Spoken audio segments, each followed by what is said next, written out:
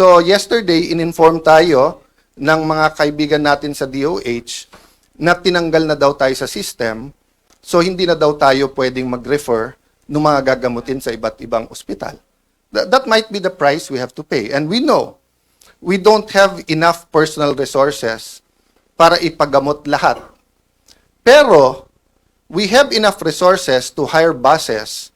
So kung by Monday o Tuesday, DOH, hindi kayo mag-ayos, ibubus ko lahat ng kamag-anak ng pasyente para mapirmahan nyo, para mapagamot yung mga pasyente.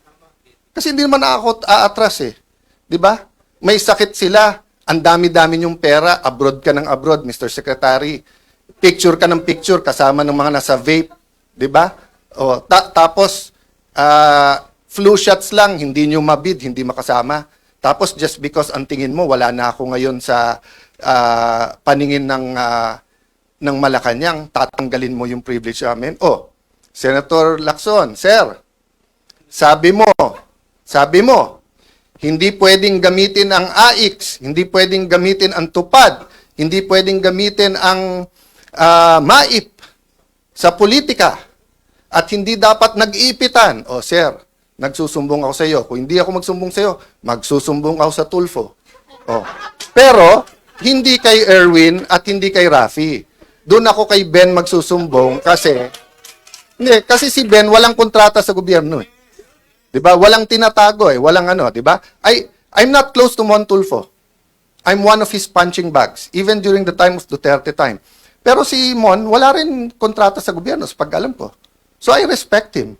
Even if he's not in favor of what I'm doing, kahit tinitira niya ako. I also respect Ben, nakikita-kita ko, di ba? Pero si Erwin at si Rafi, paano ko re-respetuhin ko?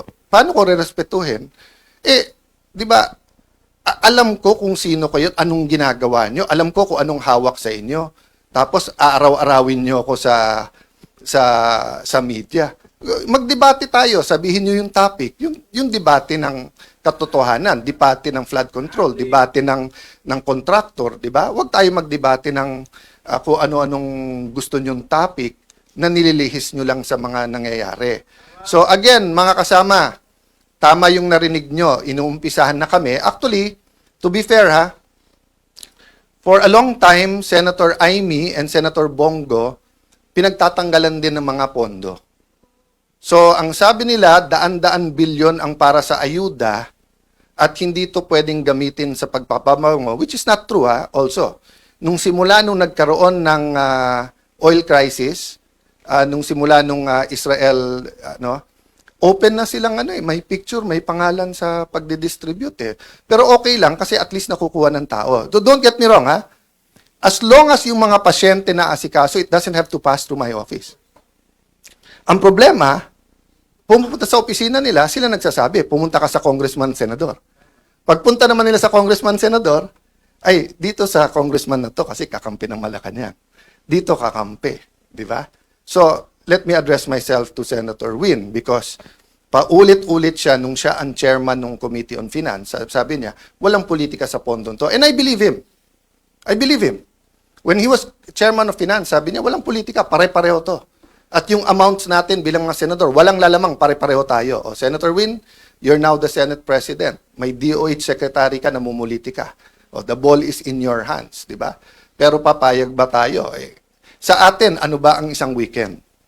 Pero yung may sakit na hindi matuloy yung CT scan niya, hindi matuloy yung MRI niya, hindi matuloy yung dialysis niya, that can be fatal, 'di ba? So sasabihin nyo kami namumulitika, 'yun ang ginagawa nyo. So sorry, mapupunta tayo sa politika because we have to fight the daily battles.